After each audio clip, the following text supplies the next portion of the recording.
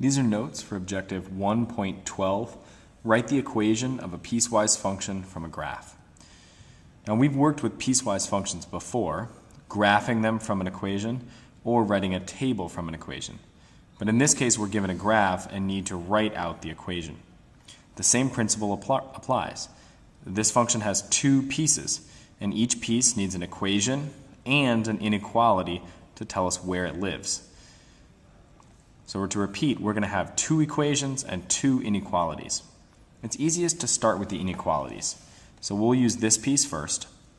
You're going to find the point where it starts and find the x value of that point, which in this case is -4. And you're going to write x is something than -4. And in this case, because the line extends to the left, which is the less than side, x is less than or equal to -4. We'll do the same thing with the other piece. Find the starting point, find the x value of that starting point, which is 0. This line extends to the right, so the x is greater than or equal to 0. So my two inequalities now. Now I need to write the equation of each line. Horizontal lines are easy to write the equation for. They always have the format y equals a number. That number comes from the x or the y value that they exist at. So in this case, 5. So y equals 5. That only works for horizontal lines. For lines that are not horizontal but are slanted, you always need to find the slope. Always. So to find the slope, you count from one point to another point. There's a solid point, there's a solid point, there's one. So we count down 2, that's -2, and over 1. Remember that slope equals rise over run. So we just had an m of a rise of -2, it went down 2, and to the right 1. So our m is -2, that's our slope. Now we need to decide. If we're going to use slope-intercept form, y equals mx plus b, we need to be able to easily see the y-intercept. If we can't see the y-intercept easily, you use point-slope form, y minus y1 equals m times x minus x1. In this case, we can easily see the y-intercept. It's this point right here, where the line crosses the y-axis is 4. So in this case, b equals 4. We can use the equation y equals mx plus b to write our equation of the line. So y equals, m is -2x, and b is 4. Now I have an equation of that line and an inequality for that line. An equation for this line and an inequality for this line. The last thing I need to do is put the whole thing in a nice piecewise notation. So you make your y equals, your bracket, you go ahead and you put y equals 5 when x is less than or equal to -4, and y equals -2x plus 4 when x is greater than or equal to 0. And that is your final answer right there.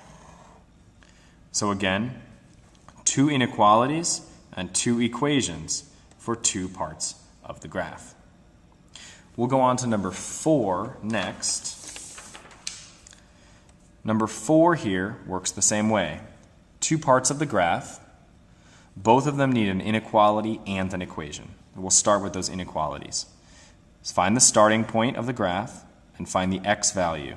In this case, -3. This graph goes to the left, which is the less than side. So x's that are less than or equal to -3. For the other one, the starting value is 1, and the graph goes to the right, the greater than side. So x's that are greater than or equal to 1. Those are my two inequalities. From there, write the equations. Remember, a horizontal line has the equation y equals a number. This line is horizontal, and we take the number from the y value, so -1 in this case. This line is also horizontal, and it's at 5, so y equals 5. Write it out in a nice piecewise format. Y equals -1 when x is less than or equal to negative 3, and y equals 5 when x is greater than or equal to 1. And that's your final answer. Moving back to number 2 on our notes. Number 2 works the same way. Write your inequalities and then write your equations. So this line here starts at negative 4 and goes to the left.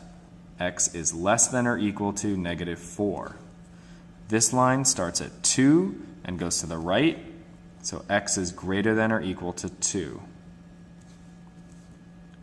Now we need to write the equations. This one over here is the easiest to write because it's a horizontal line. And the equation of a horizontal line is always y equals a number. In this case, negative 3. Negative 3. This equation is slightly trickier. Remember, when you have a slanted line, you always find the slope. So we'll find the slope first. You need to find a point and another point that the graph goes neatly through. That's one or that's one. Count up 1, 2, 3, and over 1. So my slope here is 3 over 1, which equals 3. Now I have to make a decision. Am I going to use slope-intercept form, or am I going to use point-slope form? If I wanted to use slope-intercept form, I would have to see where this line crossed the y-axis, or intercepted the y-axis, and I can't see that. So I need to use point-slope form. Point-slope form needs the slope and, like its name says, a point. So pick any point off of the graph. We'll take this one, which is negative 4, comma, 7. Remember, that's x, comma, y. Now we're going to use point-slope form. Y minus y1 equals m times x minus x1. Plug in your information. M goes here. X minus negative 4 is x plus 4, and y minus 7. Now solve to get y equals. So distribute your 3. Y minus 7 equals 3x plus 12, and add 7 to both sides. Y equals 3x plus 19. You've now got an equation and an inequality for this line, an equation and an inequality for this line.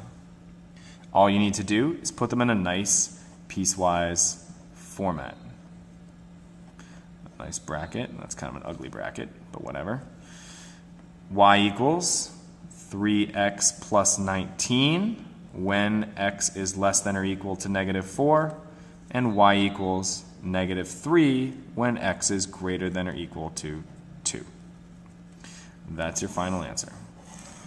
Remember, you always have an equation and an inequality for each line, and you always need to find the slope of a slanted line. Always find the slope. If you can find the intercept, you can use slope-intercept form.